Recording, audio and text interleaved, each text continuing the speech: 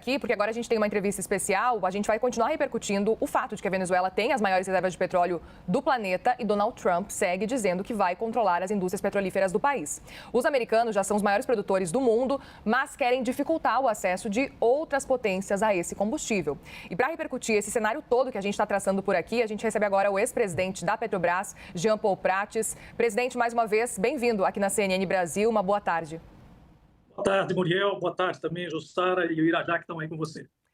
Quero muito te ouvir sobre esse cenário que a gente está acompanhando, presidente. A gente detalhou um pouco mais do que esperar e quais são os próximos passos. A gente sabe que hoje em dia o cenário do petróleo é de excesso de oferta nesse momento, uma preocupação constante. A gente repercutiu o fato de que WTI e Brent nesse ano caíram em torno de 15%, WTI caiu até mais, em torno aí de quase 20% no ano de 2025. O preço segue caindo. Portanto, com esse cenário de oferta em excesso, o que pode acontecer? A gente pode ter um preço do petróleo cada vez caindo mais, agora que os Estados Unidos, segundo Donald Trump, estão controlando o petróleo da Venezuela?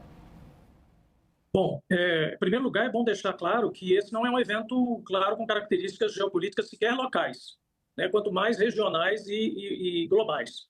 Você está colocando o cenário de petróleo, que já não é de hoje, onde a gente vem afirmando há algumas décadas já, né, que a demanda tem mandado mais do que a oferta. Então, pelo menos há 2 décadas, progressivamente, evidentemente, a demanda tem tomado conta muito mais dos indicadores para o preço do petróleo do que a própria oferta. Porque a oferta foi procurar cada vez mais se diversificar, encontrar ambientes regulatórios, operacionais completamente distintos, desde o Ártico até o alto mar, lugares no meio da floresta, no meio do mar, enfim, vários lugares e vários países diferentes, com regimes diferentes, que ocasionalmente, inclusive, dão apoio e suportam governos autocráticos, né? Com mais ou menos características sociais e de diversificação, de justiça social, mas muitos deles autocráticos, há uma tendência até em relação a isso, e muitos deles governos até perdulários e até corruptos em função do petróleo. É o que também se chama, eventualmente, de maldição do petróleo, tem outras vertentes também.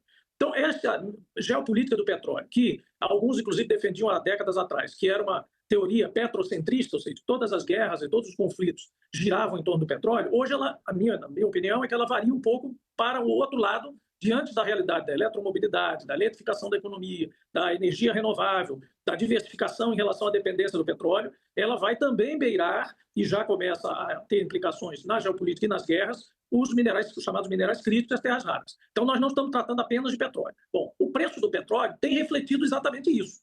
Ele tem sido mais afetado quando há um evento forte, traumático de demanda, do que quando há um evento mais forte ou traumático de oferta, diferentes das décadas de 70, 80, até antes, onde os traumas de oferta, países subitamente cortados da ordem, da linha de produtores, afetava muito o preço do petróleo e muito abruptamente. Hoje você vê alguns choques eventuais, mas que são atenuados ao longo de dias ou até semanas, e você tem claramente em relação à Venezuela mais uma agregação de um potencial de aumentar ainda mais a produção, porque a Venezuela tem potencial de estar produzindo 3 milhões de barris dia hoje e está produzindo abaixo de 1 milhão de barris, por conta das ineficiências e do pouco investimento que a própria estatal PDVSA pôde fazer ao longo do tempo, dos últimos governos, principalmente em relação à disputa desses capitais por necessidade de acolher programas governamentais, enfim, praticamente fazer o papel do Estado venezuelano.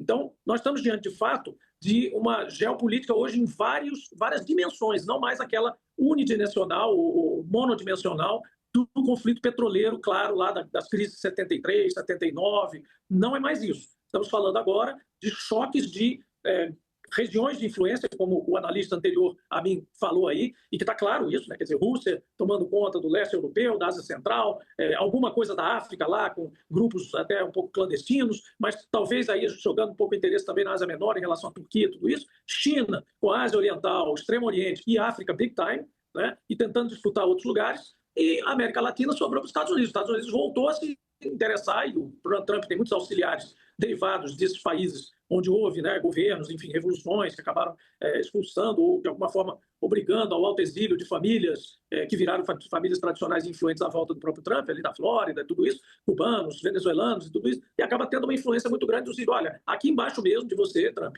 tem reservas importantes de petróleo, mas também de coltan, de casterita, de bauxita, de ouro, né, de minerais raros, de minerais, terras raras e minerais críticos. E isso vai fazer diferença para você dar um torniquete na China, porque a China tem ameaçado de deixar de exportar ou de taxar pesadamente ou de penalizar um pouco as exportações atuais, por exemplo, de terras raras e minérios críticos para os Estados Unidos e outros países. Então, esse é o jogo que a gente está diante dele hoje. Presidente, aproveito para chamar também Vitor Irajá, que está com a gente aqui e também vai participar do nosso bate-papo. Presidente, muito boa tarde, agradeço também por aceitar o nosso convite, conversar com a gente aqui na CNN. Presidente, eu queria falar um pouquinho sobre o mercado interno, sobre os impactos para o Brasil, porque a gente acompanhou nos últimos meses essa discussão acerca da possibilidade de se explorar petróleo na margem equatorial, com a perspectiva de um incremento do ponto de vista de produção do Brasil na próxima década, com essa presença geopolítica do Brasil, né, também historicamente pacífica. Eu queria entender que papel o país ganha nessa nova conjuntura do mercado de petróleo global, pensando, é evidente, nessa confirmação da estratégia, né, em si, tornando bem-sucedida essa incursão dos Estados Unidos na Venezuela e, evidentemente, dessa dependência também da China por óleo produzido aqui na América do Sul. Exatamente, esse é o caminho, Irajá, do pensamento de como o Brasil se transforma, de repente, ou seja, não de repente assim, mas por conta de um ato desse um pouco mais abrupto, né, dentro da história da geopolítica recente, num país extremamente interessante e visado por essas disputas, né, que vão ter seus enclaves, né? Quando eu disse que Rússia tem uma determinada área de influência, China tem uma outra, Estados Unidos tem outra, a grande coisa que faz desempatar o jogo são os enclaves. Quer dizer, é quando você consegue colocar uma bandeirinha sua na região de influência do outro. Ou quando você consegue conciliatoriamente, que é o que se espera nesse caso, colocar algum interesse seu, algum investimento seu e algum retorno, portanto, em lugares que estão situados na região de influência do outro e quebra um pouco essa lógica mais monolítica, né, digamos assim, de geopolítica hoje. Esse é o caso do Brasil em relação, por exemplo, à China. O Brasil tem um petróleo de alta qualidade, tem uma produção crescente e consolidada no pré-sal, onde existem empresas chinesas diretamente possuindo pedaços, né, interesse percentual nesses blocos. Tem também contratos de longo prazo assinados à época das maiores dificuldades financeiras da Petrobras. Houve contratos de longo prazo, empréstimos também de alta monta, né, que possibilitaram o desenvolvimento, né, a produção mesmo, né, a construção das plataformas, o desenvolvimento no sentido técnico, né, desses campos. Temos estabilidade institucional e não temos nenhuma sanção colocada sobre nós. Quer dizer, nós não estamos no meio dessas disputas. Então, na prática, a gente passa a ser o principal originador relevante de petróleo para a China, fora desses eixos de influência que ela já tem. Então, essa bipolaridade dos Estados Unidos e China vai se traduzir no médio prazo, não agora, porque o pessoal vai estar todo entretido com a questão de recuperar a indústria, nós podemos falar sobre isso, como é que vai se recuperar essa questão da Venezuela, financiar isso, mostrar até que a Venezuela agora é outro país. Os Estados Unidos vai fazer, o governo Trump vai fazer na Venezuela algo que ele não faria jamais e não fez junto. Os Estados Unidos nunca fez com país nenhum, né? Talvez só depois do pós-guerra, na reconstrução da Europa, do Japão e tal. Mas vai tentar fazer daquilo, ele mesmo já disse, alguém lá já disse, um showcase, né, para mostrar, dizer, olha, agora a gente entrou aqui e tinha razão para fazer isso mesmo, olha aqui a indústria de petróleo recuperada. Isso vai disputar diretamente conosco, porque os contratos com a China de lá são bem menos relevantes, embora seja 80% da produção da PDVSA, né, mas eles vão estar muito ameaçados nesse momento. Então, o backup do óleo da Venezuela para a China será o Brasil. E, veja, também em relação às terras raras e minerais críticos, vale o mesmo raciocínio. Embora se tenha acesso, como China, a outros lugares e as próprias terras raras deles mesmos, elas não são suficientes também para dar conta de toda a eletromobilidade, a eletrificação, digitalização que o mundo vai passar e que depende da China para fazer isso. Então, nós estamos diante de uma situação onde a China vai olhar para o Brasil de forma diferente, os Estados Unidos vai nos olhar com um pouco mais de desconfiança, porque vai ter o seu próprio território, lamentavelmente, de uma forma um pouco abrupta e totalmente ilegítima do ponto de vista. Não estou julgando aqui o governo Maduro, isso já está ponto pacífico, claro, mas o fato de colonizar a Venezuela ou de até anexá-la ou ocupá-la, do jeito como foi colocado no primeiro discurso do presidente Trump, que talvez venha depois a ser atenuado com uma outra forma de ocupação, digamos assim, temporária, mas o que está claro ali é, olha, agora isso aqui é nosso mesmo, nossas empresas vão ganhar dinheiro aqui, é o que ele disse, nós vamos controlar isso aqui. E ele está falando de petróleo, mas embaixo disso, subjacentemente, estão os minerais raros. Não nos enganemos. Nenhum chefe de Estado vem a público e diz simplesmente, pela primeira vez na história, que invadiu um país por causa do petróleo. E fala petróleo 7, 8 vezes no discurso, né? Isso claramente tem um objetivo de desviar um pouco a atenção do que de fato interessa. Há petróleo pesado lá, é importante para eles, a mistura disso para as refinarias, etc. O próprio controle disso para que não sirva à China. Então tem essas duas coisas, mas há um terceiro fator, que é um negócio que está simplesmente começando e onde os Estados Unidos não estava posicionado de forma tão estratégica, que são justamente esses minerais essenciais para a tecnologia de digital e de eletrificação. Presidente, aproveito para chamar também Jussara Soares, que está com a gente, vem participar da nossa conversa também. Jussara. Presidente, boa tarde. Obrigada aqui pelos seus esclarecimentos. Presidente, eu queria que o senhor comentasse essa situação da Venezuela, inclusive a declaração do presidente Trump dizendo que vai administrar temporariamente a Venezuela, controlar o petróleo. Que paralelos tem isso com o Iraque de 2003 e que lições que isso deixa, não apenas para a Venezuela, mas aqui para a estabilidade política da região?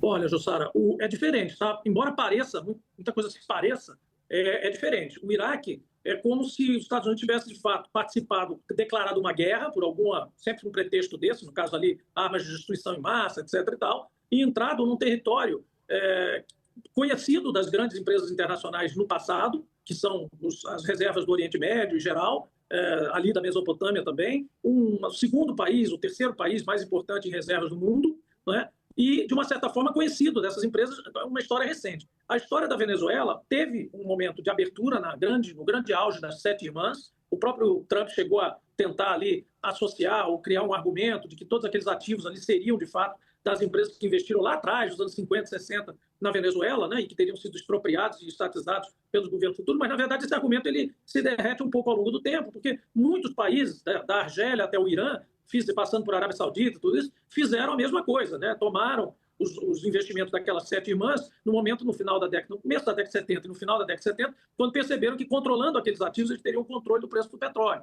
né? Então, a Saudi Aramco, a maior empresa de petróleo do mundo, nada mais é do que a empresa americana que antes explorava a Arábia Saudita. Só que de lá para cá, os resultados das produções de petróleo de todos esses países, formidavelmente produtores, né, geraram novos investimentos. Então, esses ativos já não são mais os mesmos. Essa coisa de dizer que são os ativos deles e tal não procede, porque se você for fazer na contabilidade mesmo, na ponta do lápis, o valor residual daquilo que estava lá versus o que está hoje é muito pequeno. Agora, na Venezuela tem outras coisas. A Venezuela tinha dinheiro embargado, dinheiro retido, que eles também declararam que iriam usar para a reconstrução do país. Aí não falaram apenas da indústria do petróleo, mas do país. E tem também aquela grande novela, que vocês vão se lembrar, dos ativos da Citgo. A Citgo vinha a ser o maior parque de refino e a maior rede de postos dos Estados Unidos. Quem viaja para os Estados Unidos, eventualmente, vê os postos da Citgo, uma marca laranja e azul que existe lá, que era da PDVSA. Na época, ninguém muito dava bola para isso, porque, inclusive, durante o regime do Chaves, eles até meio que se disfarçavam ali de empresa americana para não perder clientes, para não haver boicote, etc.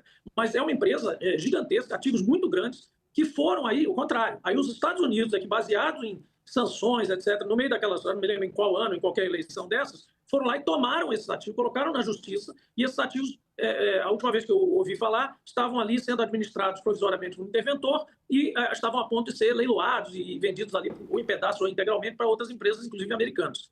Esses ativos, eles, por outro lado, não viram dinheiro de uma hora para outra. Tá? Então, assim, o que foi falado pelo time do Trump, que, olha, a gente tem dinheiro preso, muito dinheiro bloqueado de Venezuela. E temos os ativos da Citgo para tocar, que lembre-se, ele tem que dar satisfação ao povo americano, porque parte do pessoal está perguntando, pô, você não consegue organizar nem um país, os críticos, né? Que dirá agora ir lá construir um país dos outros, né? Então tem uma crítica interna lá que ele está rebatendo, dizendo, eu não vou gastar um tostão na Venezuela, porque a Venezuela é rica em minérios, é rica em petróleo, e eu vou ter que pegar o dinheiro bloqueado e vou usar. Então tem toda uma conversa meio sem pé nem cabeça aí, que não tem documento, não tem nada, mas o que eu posso dizer com clareza, porque a gente analisou isso repetidas vezes ao longo da vida profissional aqui, os ativos da Citgo, é que eles não se tornam líquidos imediatamente. Então, esse dinheiro ele vai entrar gradualmente. E aí, voltando para o que o Muriel perguntou no início, a questão de afetar o preço vai se dar, se der, ao longo do tempo. As afetações de curto prazo serão simplesmente as de sempre. Você olha, tranquilizou mais um local aqui, existe um país que eventualmente vai poder fazer um ramp-up de produção maior no médio e no longo prazo, e os nossos contratos de longo prazo talvez se acalmem um pouquinho, mas basicamente vai ficar dali para baixo mesmo. Você vai ter uma oscilação, a tendência de baixa, pica um pouco e baixa em seguida. Então, assim, nesse momento, nos próximos meses, eles vão estar muito ocupados organizando, primeiro, quem governa, segundo, quem administra digamos, o parque todo de exploração, produção, refino, transporte, armazenamento e exportação de óleo e de produtos derivados. Né? E ainda sujeitos a um cenário de guerra civil, que a gente não sabe se pode acontecer, porque ainda não amadureceu a situação, a ficha não caiu ainda, tem 48 horas que essas coisas começaram a acontecer. Então, você pode ter algumas resistências internas que resultem, por exemplo, em grupos terroristas internos que possam explodir ativos de petróleo, como de alguma forma, como como dificultador, né? Então você tem várias situações aí que podem acontecer.